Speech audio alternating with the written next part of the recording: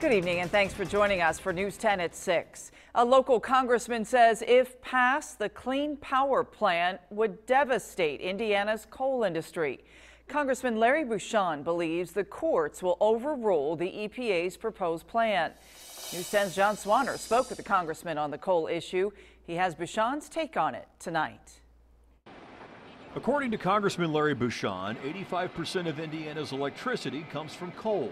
The Indiana Geological Survey says the state has about 57 billion tons of unmined coal, which could last more than 500 years. So one would think the state's power-producing future is good.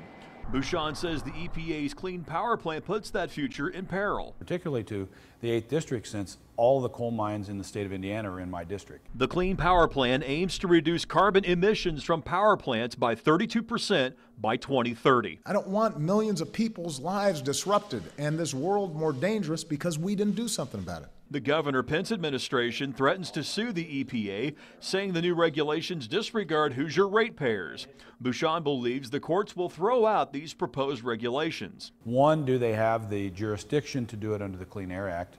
And number two, because current technology can't comply, have they considered the economic impact of the rule on the country? The initial version of the EPA's plan called for Indiana to reduce emissions by 24% by the year 2030.